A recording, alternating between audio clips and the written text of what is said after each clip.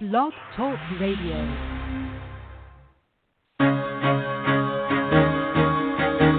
Carol the Coach. Sex, love, and relationships. We talk about it here. Carol the Coach. Compassion with contemporary relevance. I am a psychotherapist. I can be your personal life coach, and I can help you with your issues. There are no problems too small or too big. You can talk about anything. Speaker, columnist, radio TV host, and commentator. Carol the Coach brings messages of wellness and empowerment within reach of everyday people every day. Almost 5 years ago, I lost my soulmate in an accident. He was killed in a plane crash. Life just, for me, has seemed to stop. There are groups all over the city. I teach one. It is a specific way to start thinking so that you shift how you see the world, which then shifts your energy, and then you feel better and you actually see things differently. Carol the Coach. Always available, too, at carolthecoach.com. Now, I've got Russell on the line. I'm 47 years old. I'm a truck driver. I'm married. I have a wife in San Francisco. Okay. I haven't been home in 6 months. My thing is, I don't know if I have a sex addiction or what the problem is. Why do I want what I can't have? And as soon as I can have it, I don't want it anymore. You're right on target when you say, I don't know if I have a sexual addiction. Well, guess what? Yes, you do. And you know what? That's my specialty, Russell, so you're at the right place. Continue. I meet women online, and I'm in a different part of the country. I travel all 48 states, so I love sex. I hear self-esteem issues. You never felt good enough, and you didn't feel like you were getting what you should have then, and you're reenacting that now. Do you want to change that about yourself? You get what you need.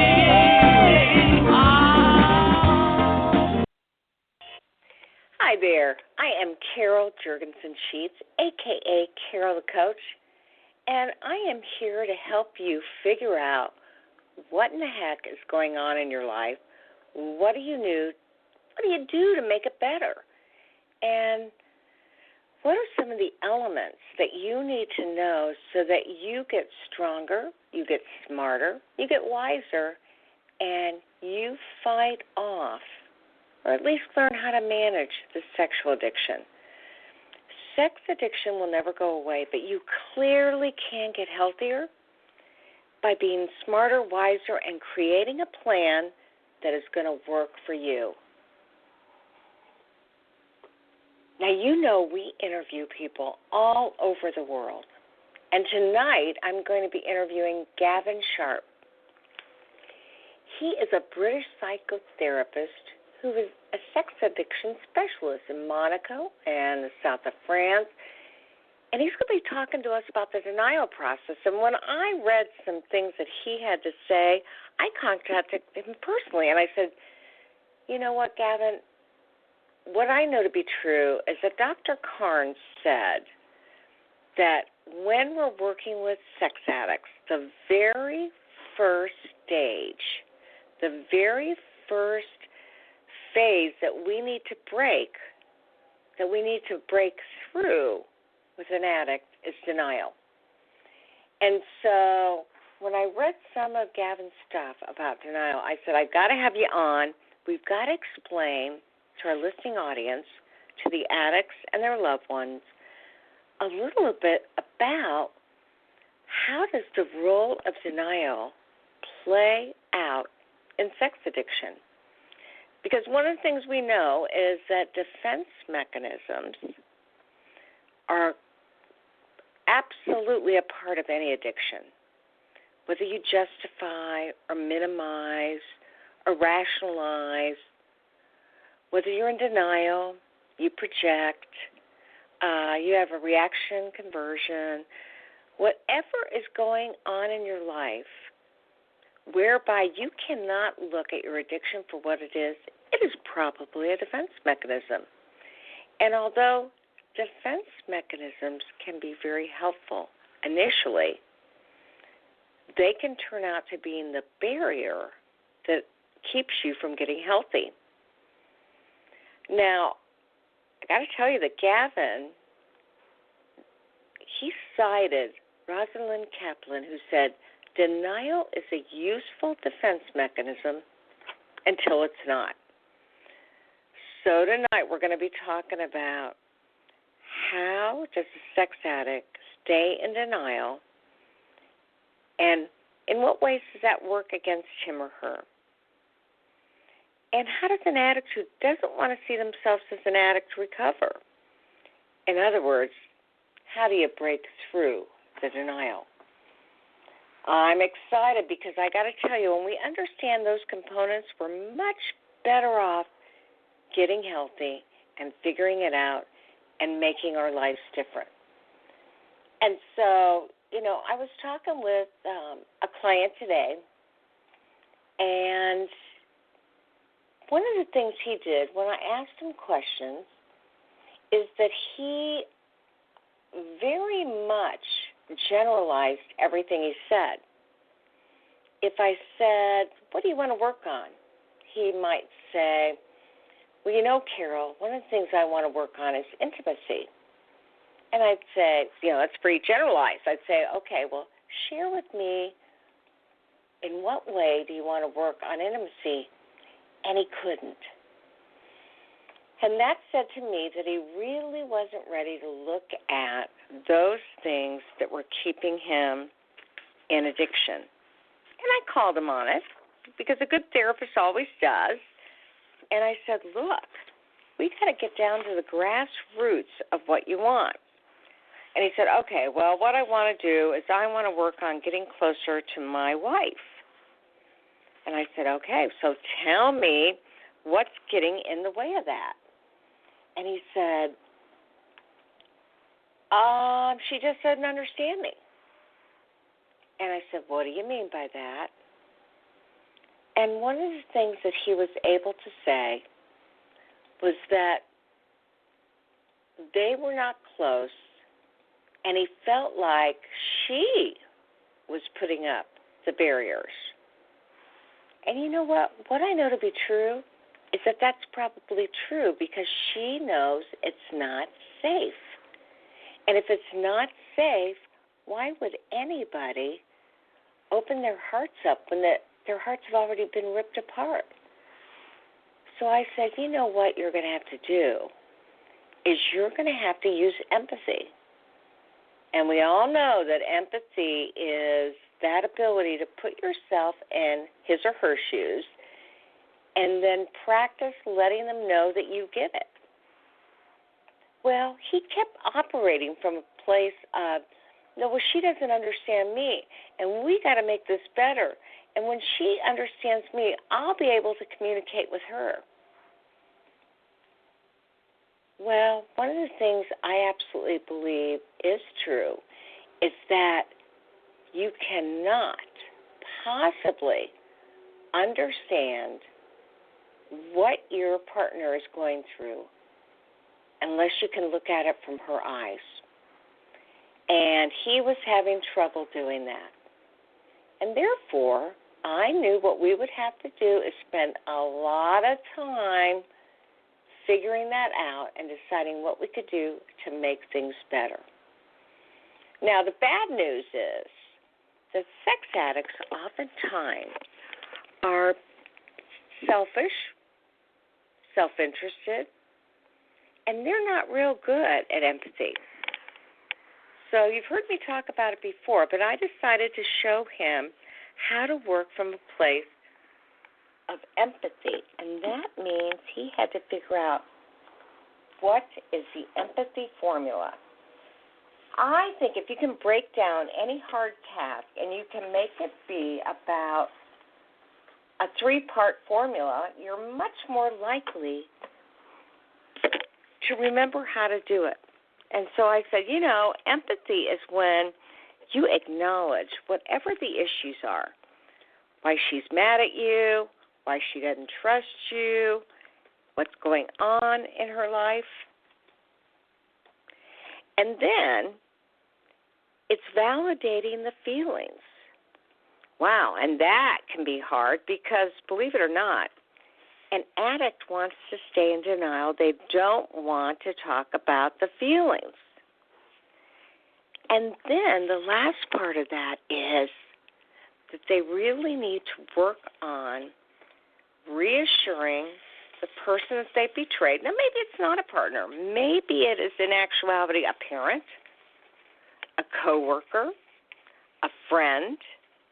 But whatever that means, that requires that you put yourself in the other person's shoes. You are able to figure out how they feel. You are able to acknowledge and validate their feelings, and then you let them know what you're going to do to make the situation better. And what we know is that if you're not in recovery, there is no way you're going to know what to do to make the feeling better. All right. So that is the formula for how you do that. And that can be very, very difficult. And I want you to know that it's imperative, absolutely imperative, that you be able to figure that out with the help of a trained psychotherapist, because you know what, I do not expect you to be able to do it on your own. I know there have been years and years and years you couldn't do it at all. Therefore, what I really want to encourage you to do is to say to your therapist, whoever that is, hey, I really do want to make a difference. I really do want to make it better. And when you do that, and with intent and with honesty, you're much more likely to really look at life differently. Now, if you're not with somebody and you're a single sex addict, you may say to yourself, who do I really have to work with? But more than likely, you are not working in a vacuum. You absolutely 100% know that you have got to be able to put yourself in the shoes of other people. And if you don't, well, there are going to be a lot of problems, because you're not going to be able to understand how other people feel. And what I really believe in my heart is that it is imperative for you to get these skills if you're going to get out of sexual addiction. I know it's not fair, but it is absolutely imperative and instrumental in taking yourself out of that selfish sex addiction role and knowing how you affect others.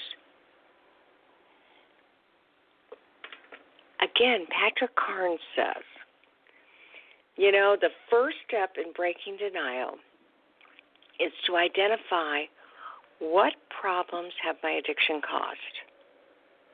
So ask yourself, what are some of the problems? Not what are some of the problems. I take that back. What are all of the problems? Number 2, he asks you to look at all the secrets you've been keeping to help get you out of denial. If you don't realize the secrets that you're keeping, it's easy to fool yourself and tell yourself it is not as bad as you thought. But what we know is that until you break through that denial and realize how many secrets you have shared within yourself that will never, ever, ever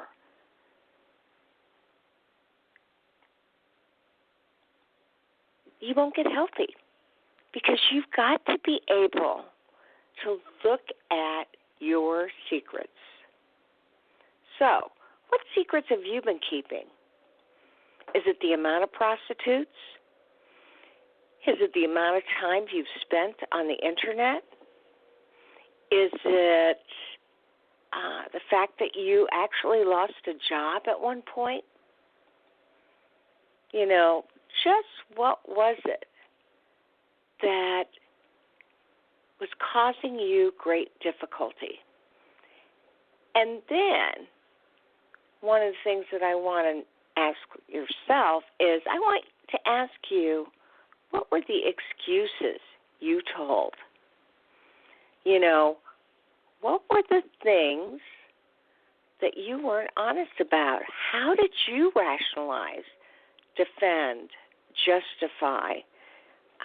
and continue in that denial mode. That is absolutely imperative. So, we need to know how you've been hiding from yourself. Because when you break that sense of denial, you're much more likely to get in tune with the damage it's causing you and others. And I know you may be tuning in because somebody has said to you, this is a problem, and you're actually trying to find evidence to prove that it isn't. And that doesn't make any sense at all, does it? I'm Carol Jurgensen-Sheets. This is Sex Help with Carol the Coach, and welcome to the show. Is this Gavin? Hello. Good evening, Carol. Yes, and you're calling all the way from?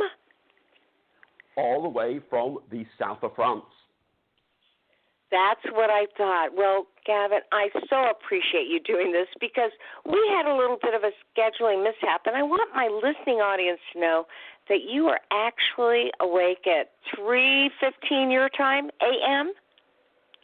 I am, and I'm here with a very big pot of freshly brewed coffee. But yes, it is 3:15 in the morning.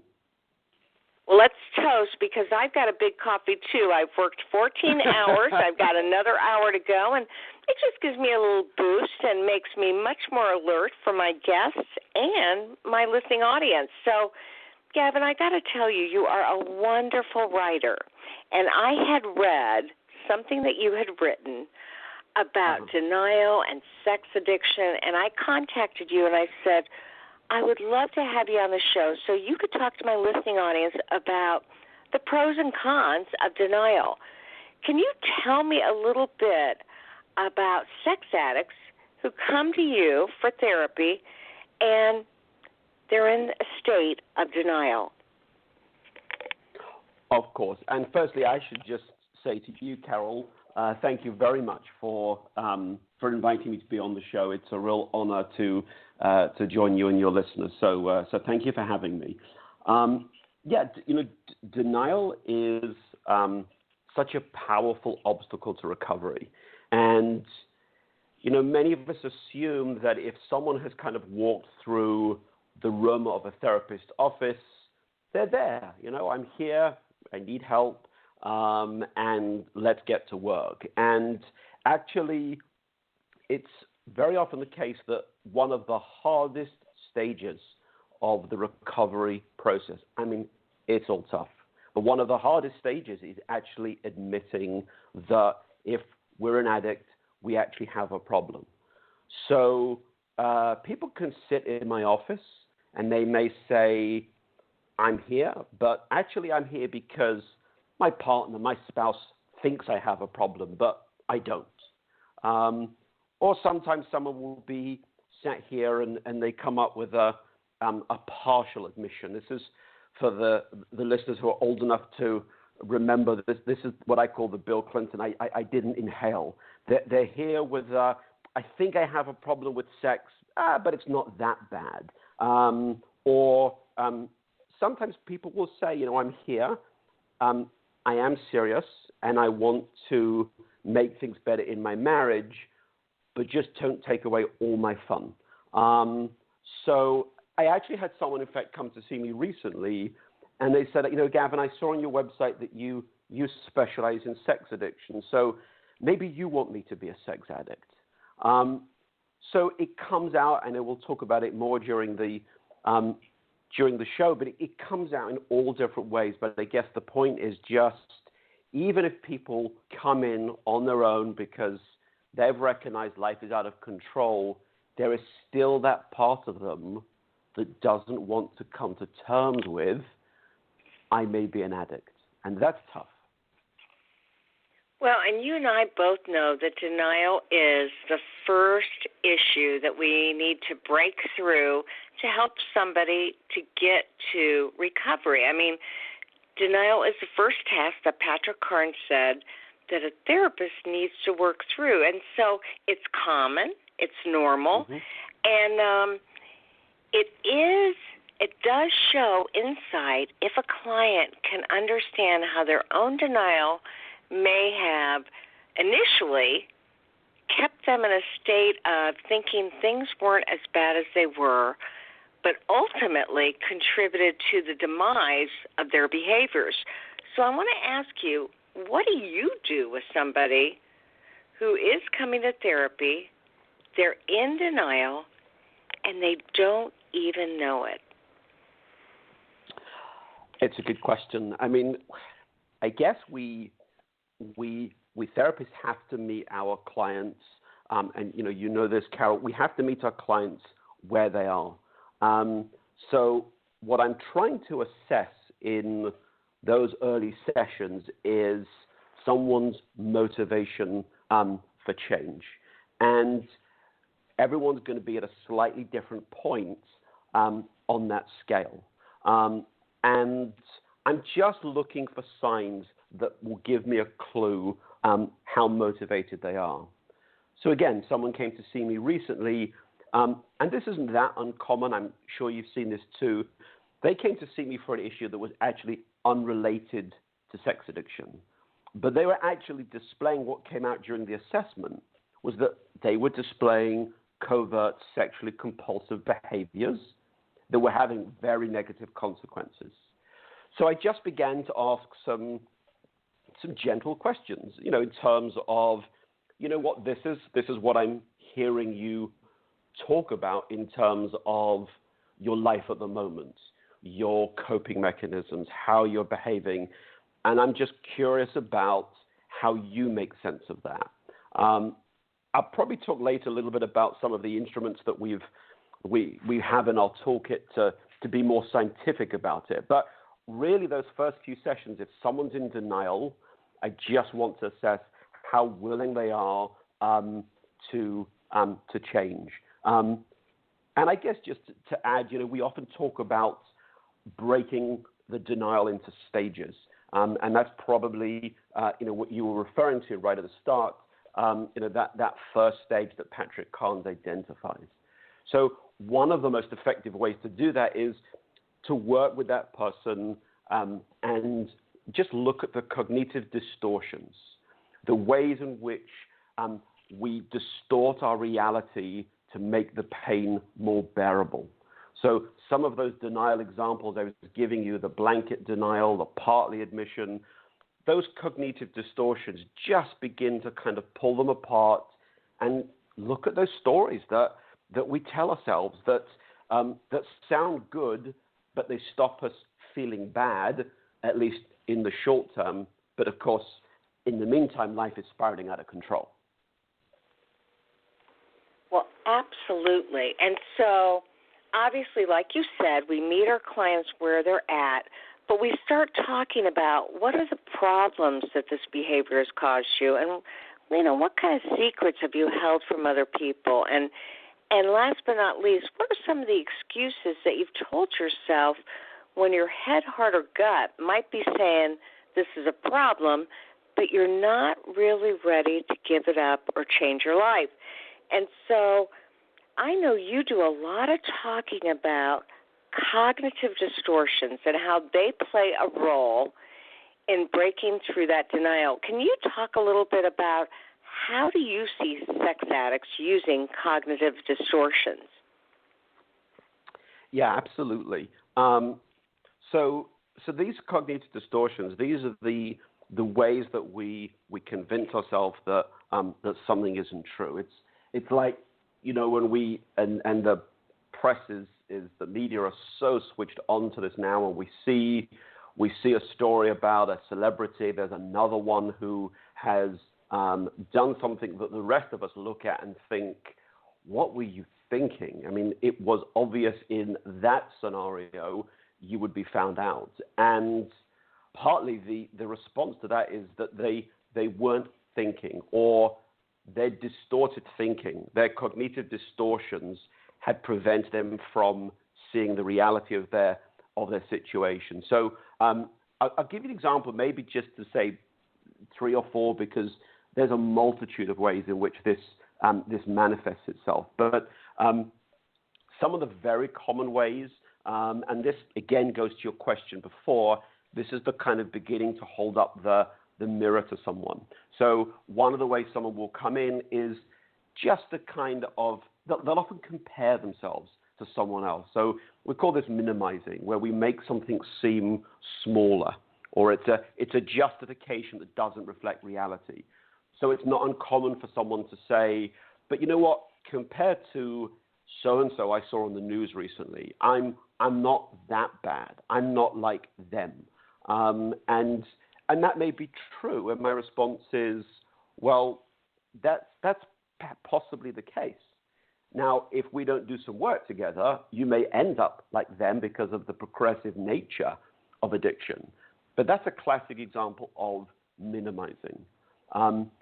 Blaming is also really common, and it makes it so hard for the spouses if the spouse or the partner is in the firing line. But addicts don't really want to take responsibility for their actions.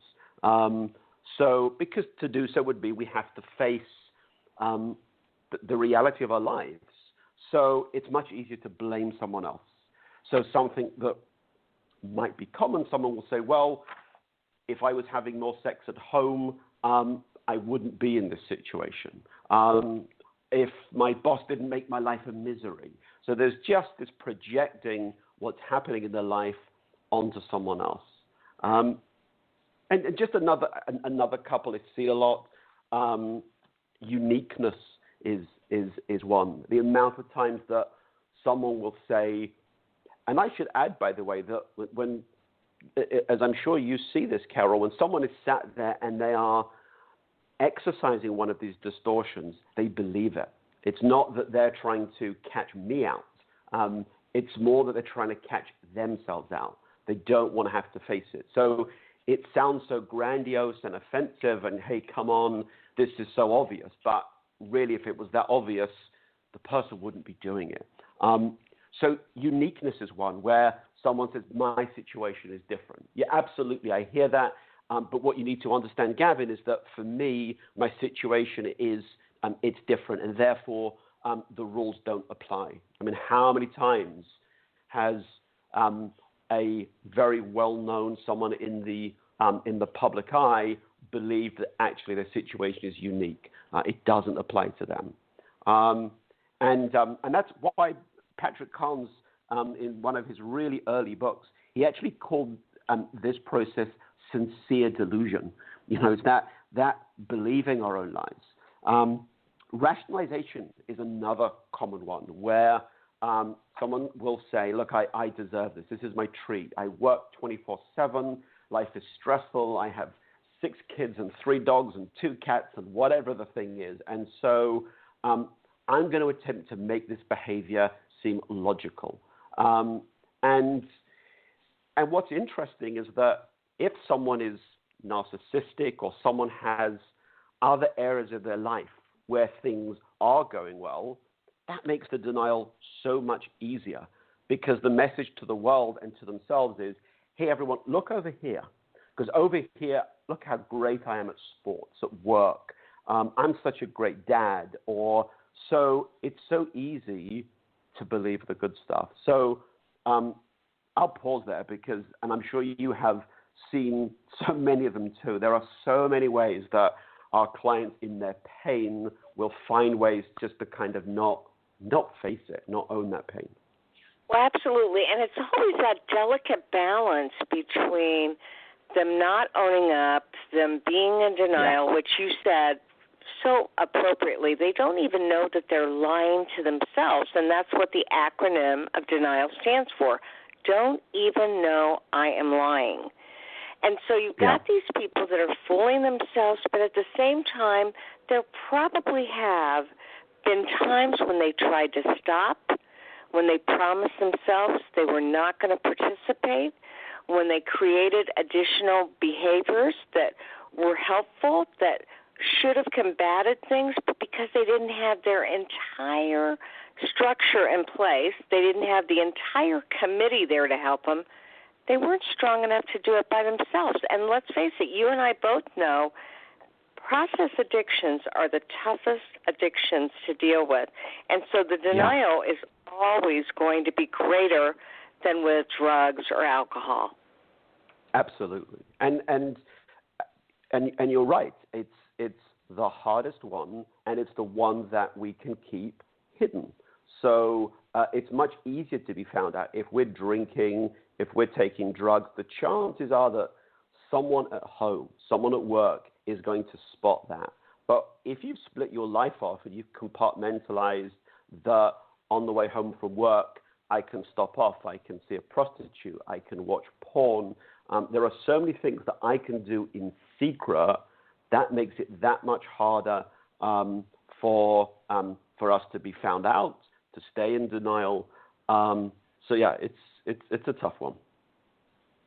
It sure is. And so these cognitive distortions that you describe are really the way the mind justifies what one is doing. It makes you feel better about yourself, and it keeps you stuck in denial.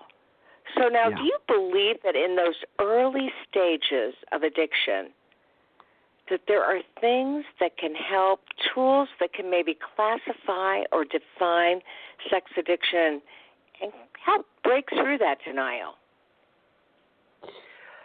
Yes, I do, and I think, and I come at it. I guess I'm slightly biased, but one of the benefits of seeing someone who is a certified sex addiction specialist is that your therapist will have available a range of tools which they can tailor to suit you, to suit the addict. And so in all of those, what we're working towards is the goal is accountability. And the chances are that someone has lost connection in all aspects of their lives. And so depending on, going back to the point earlier that you picked up on, depending on where someone is at, that's when I think, okay, I think there's something here that we can do together. So sometimes it's just taking the distortion and repeating it. And it's as simple as it sounds. When we hear it back for the first time, it can be really powerful.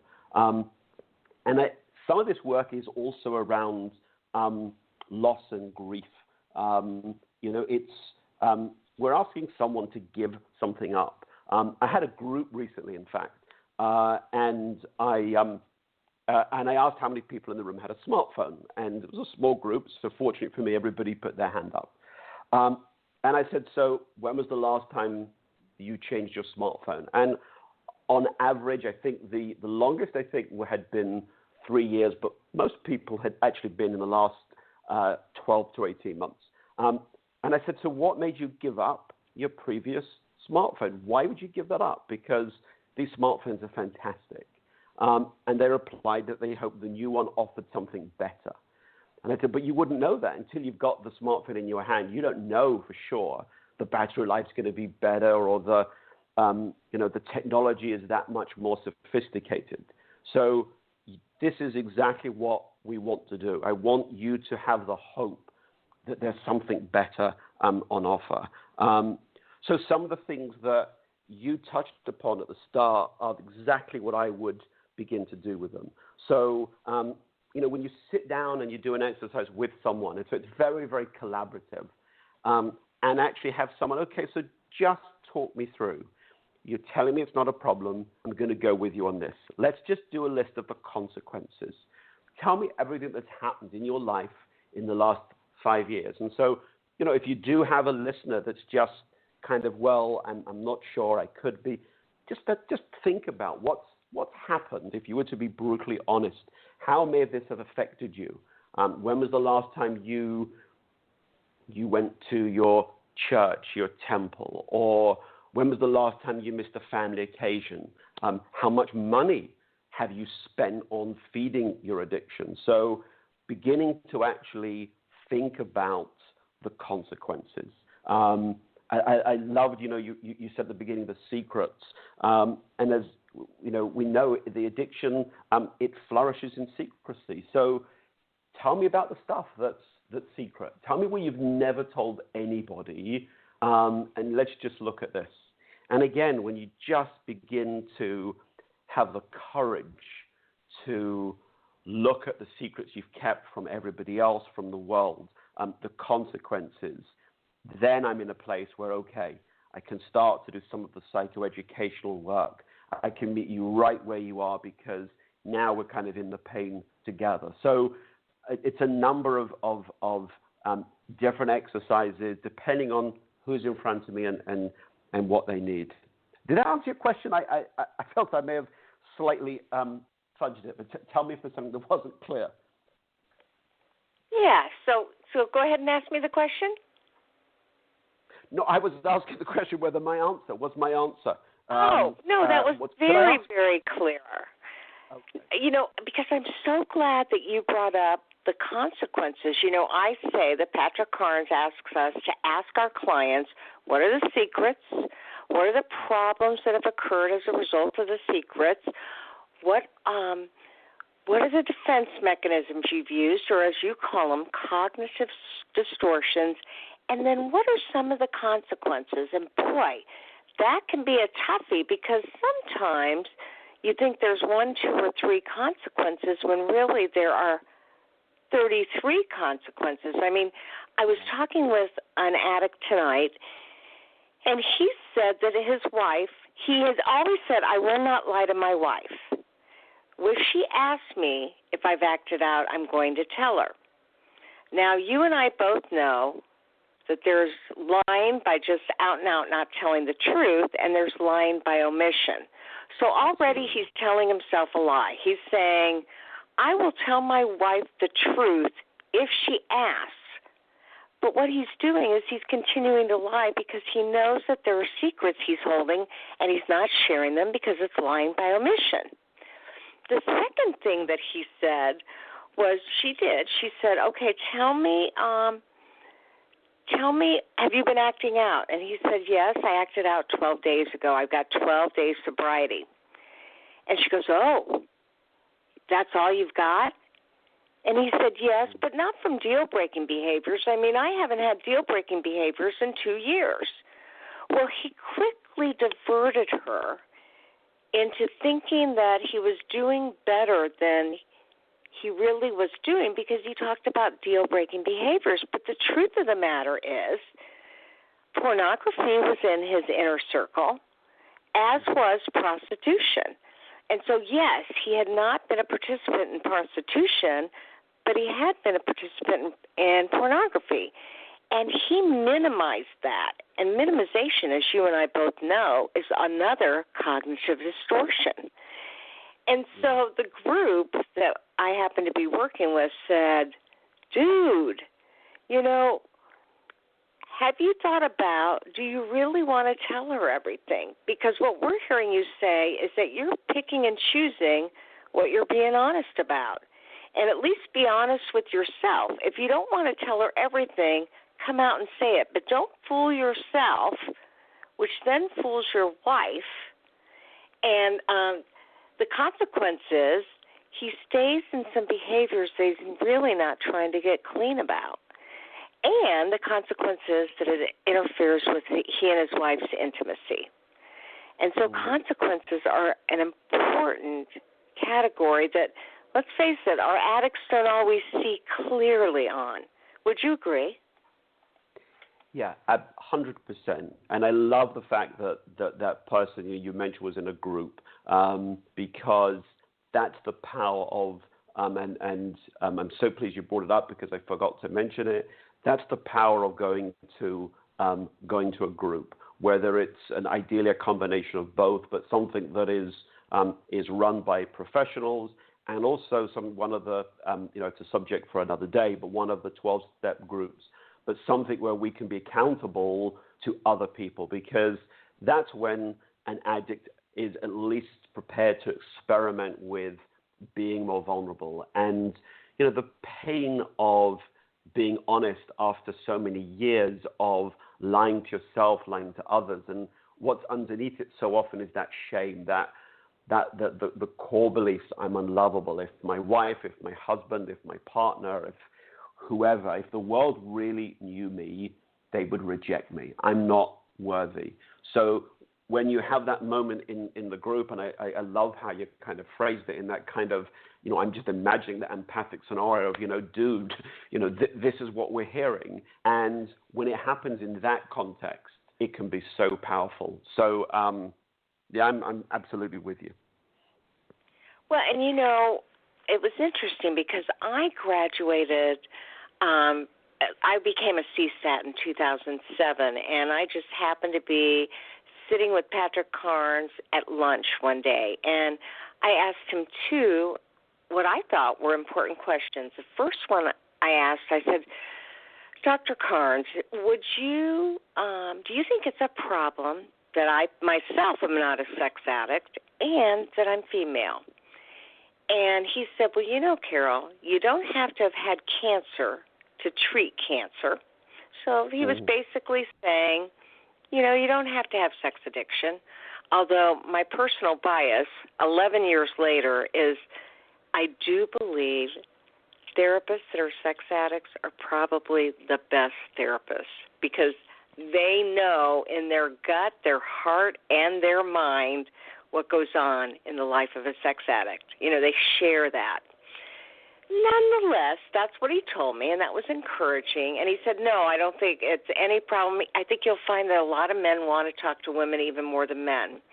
And I found that to be 50-50. I mean, I recognize that some of the men say, this is embarrassing talking to a woman. And so then some of the men say, I could never talk to a man about this. So, okay, that's half and half. The other thing he told me was, I said, so if I work with sex addicts in a pretty, this is a big area, but there are no other CSATs in Indianapolis, which is 1.5 million strong. What can I do to make the best advocacy of my time? And he said, you need to run groups. He said, you are not really doing your clients justice unless you have therapy groups. And you and I both know that, people need to hear things from a variety of resources, and group therapy is one of those wonderful ways, in addition to 12-step groups, for people to hear what they need to hear in a variety of ways from a variety of resources. And I think it breaks through the denial and the cognitive distortions. So what do you think?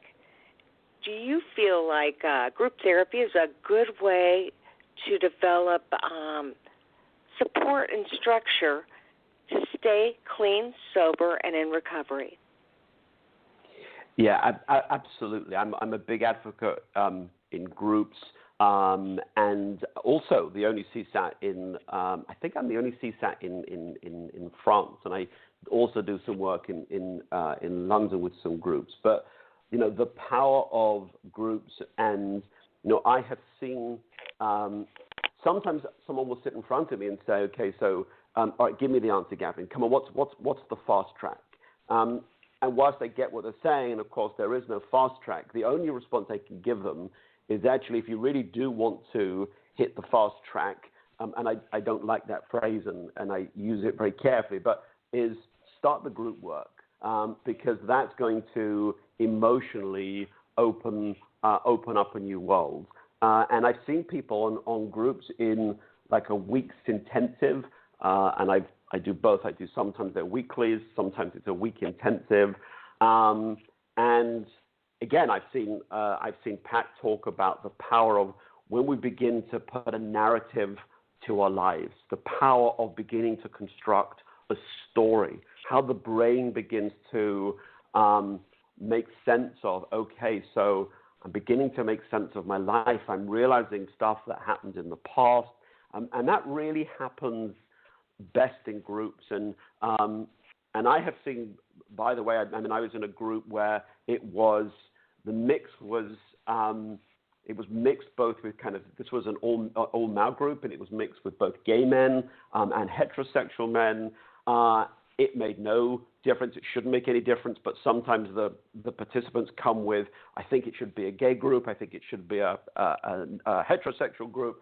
And the connection that gets made. And the ability to pick up the phone to someone at that moment when you're at your lowest and you are outside the massage parlor, or you are about to do something that you know is in your inner circle, and you just know that I've got to go and face Joe next week at the group, and I know this is wrong. I know I'm going to be honest about this, or I'm going to pick up the phone. I'm going to call Joe.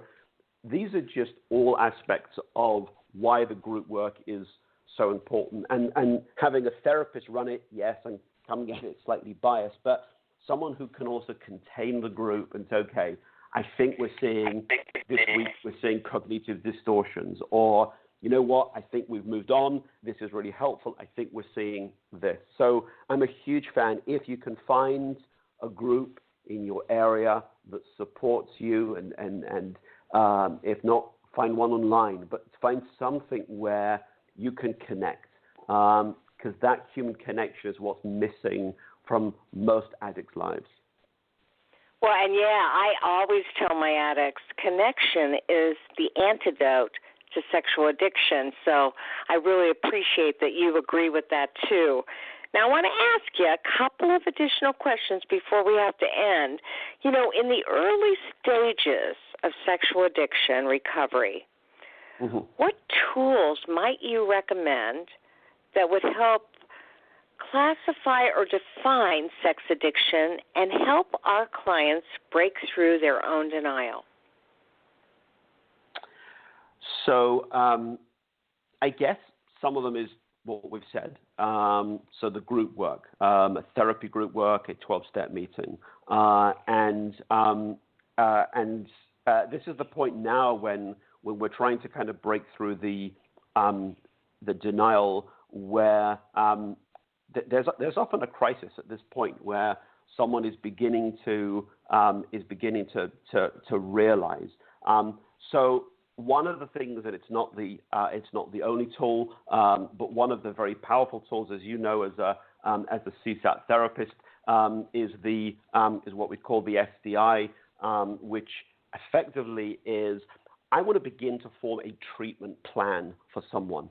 So if I've got someone in front of me who is kind of in denial, out of denial, as we've spoken about, this assessment tool, which I think these guys developed over a 7-year period. But one of the things that we have available to us is this battery of tests that really allow us to understand what's happening for someone who thinks they may have an issue with sexually compulsive behavior.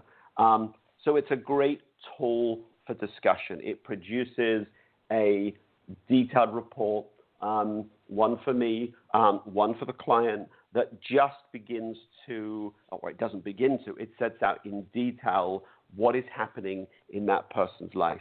So for someone who's in denial, one of the things that I'm going to point to very early on, and it's what we were talking about earlier, is that consequences inventory. So begin to say, okay, well, you're saying you're not sure if it's a problem, but here's what you answered.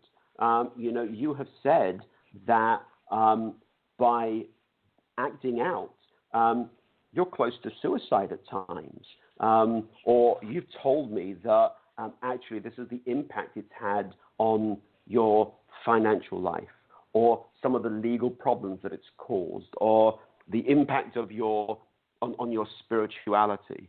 So that's a really important tool that, depending on where someone is, but somewhere early on in that process, I'm going to invite someone. It's not essential, and it's just part of the process. But it's extremely powerful when we can actually then have something empirical in front of us. That is very powerful. And one of the other things I do early on is give someone just to be able to hit the pause button on their life. So if you're not sure whether or not you're an addict, why don't you try a period of sexual abstinence? So let's agree that there's a period, let's say, of 30 days where there is no sex with yourself, with others, and let's see how it goes. Keep a journal. Tell me what it's like. And it can it can be, and the look of shock when you ask a sex addict to stop having sex. And I will sometimes say being a little bit cheeky, but if you're not an addict, this isn't a problem. You can survive not masturbating for 30 days. I promise you, you won't die. So, I try and bring a little bit of humor if it's appropriate, depending on where my client is. But those are the kind of a couple of the really early things that one is more practical and one is more empirical that just help me begin to work with someone and identify, okay, I think we can call this sex addiction. It's here. Let's go through this together. I got that. And it looks like we might have a question. I'm going to check in while we're talking and see if you have hi, this is Sex Help with Carol the Coach. Do you have a question for Gavin? No. No. Okay, well then thank you very much. Yeah, that was, I don't know what that person was. She was on hold for 6 minutes, so maybe she kind of chickened out. Yeah. Again, denial is a tough thing to kind of deal with, and that could have been somebody that wanted to find out something and then changed their mind. So I want to ask you. You know what? I'll just say, just in case it is someone who is in that place, and I, was slightly humorous about it, but I'm working with someone now who we were emailing each other for probably off on I would say 4 months of I'd like to come and see you, and I didn't know that this was about addiction at that point, and I try and set up an initial call, but the bottom line is it took about 4 months of canceling appointments, coming back, and it wasn't a kind of no-show where I'll actually say, look, I'm not able to offer you something because you're not, I'm giving up my time. It was just, I can't come tomorrow. I'll try and reschedule. So you're right. It could be just someone that is there thinking, I've changed my mind. I can't do it. And so I hope if that is the case that they just can listen to this and just take the courage and come forward again when the time is right if they feel comfortable. Well, and definitely, if you want to talk with Gavin Sharpe, his website is www.livelovelearn.global. And so, again, you're a British qualified psychotherapist and you're in France, but my guess is that you would work with people, if need be, via telephone or Zoom, something that's HIPAA compliant? Absolutely. So explain to me, Gavin, what do you believe the impact of denial is on the spouse or partner, or family of a sex or love addict? It's devastating, Carol, and it's just so tough.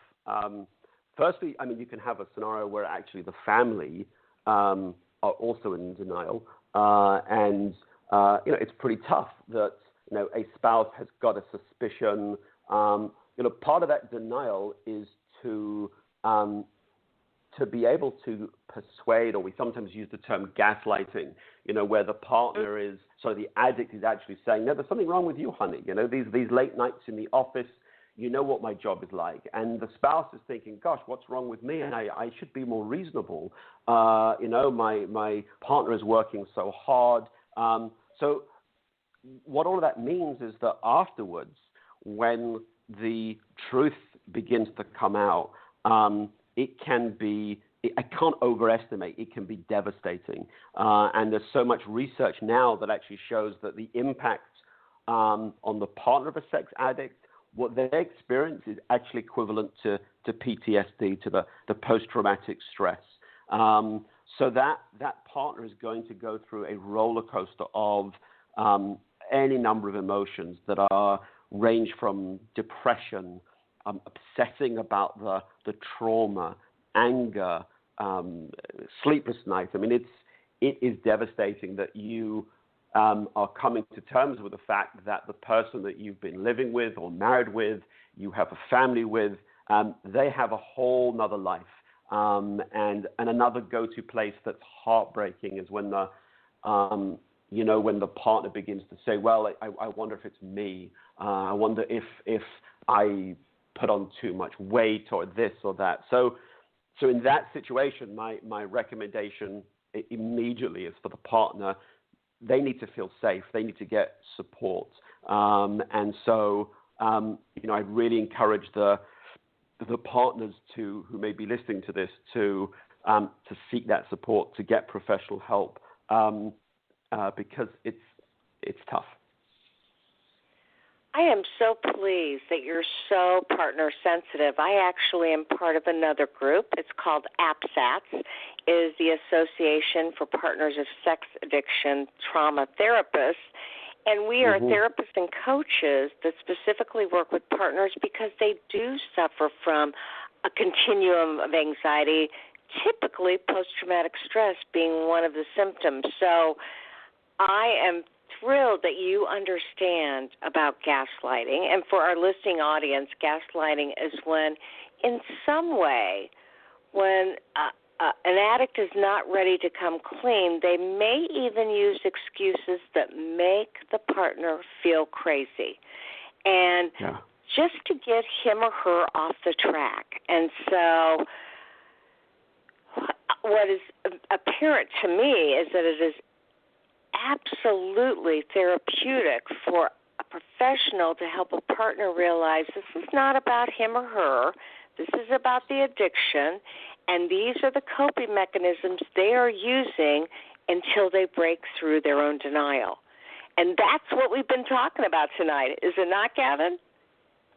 Absolutely. And just that last point, on partners, and I was writing about recently about the wife of a high-profile figure, and everyone was saying, well, she must have known, and she's not my client, and she might have known, but there's a very high probability that she didn't know. And so the shame, this is someone who had been in hiding for months, because that go-to place is, how can I have been so stupid?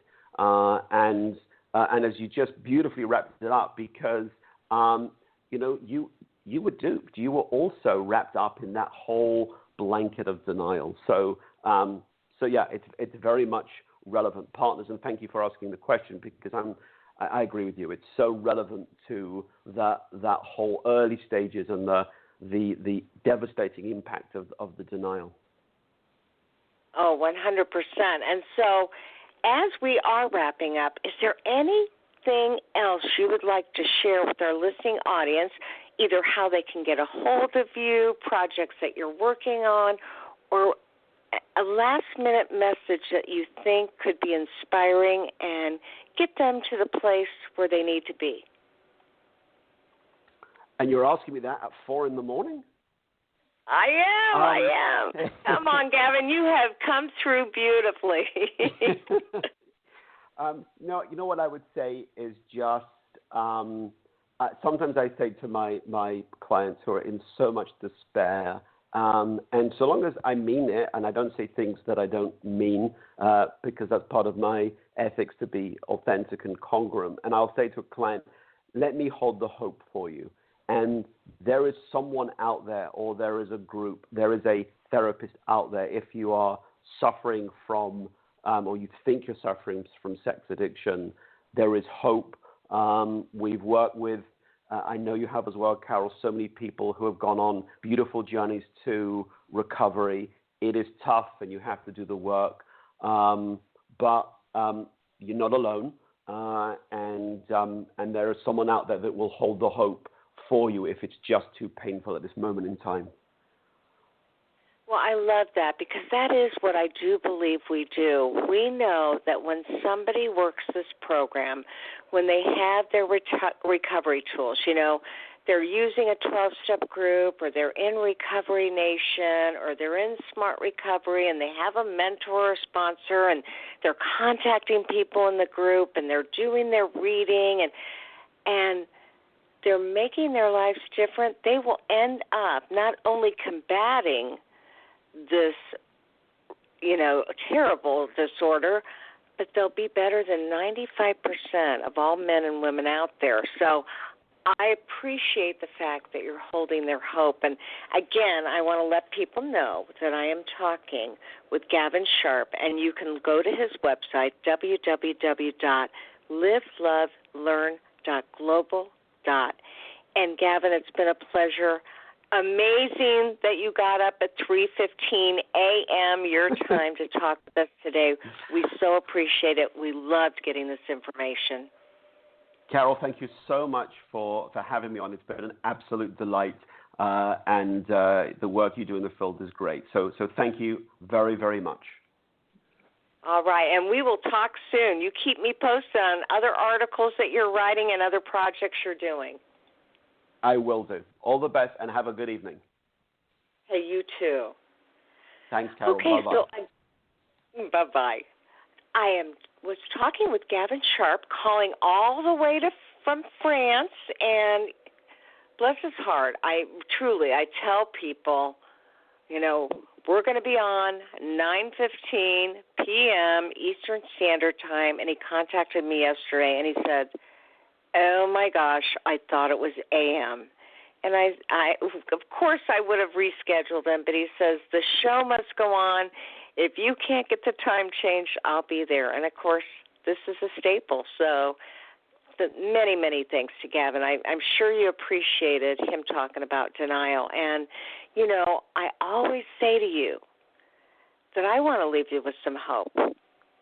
And that hope is that there will always be one of you at all times. So fearlessly have the courage to be yourself. And I've got a little secret that I talked about last week, but please, please, please share the word. Starting this Thursday at 2 p.m. Eastern Standard Time on Blog Talk, I'm going to be doing Betrayal Recovery Radio. And this will be specifically for partners of sex addicts to help them to navigate through the crisis, to find some hope, to create some boundaries, and to find safety in an unsafe situation. We're going to be interviewing Dr. Barbara Steffens, who is going to be talking about how she started an organization specifically for partner betrayal, and her book, My Sexually Addicted Spouse, which is the Bible of partner betrayal books. And she's got an incredible story. So please stay tuned.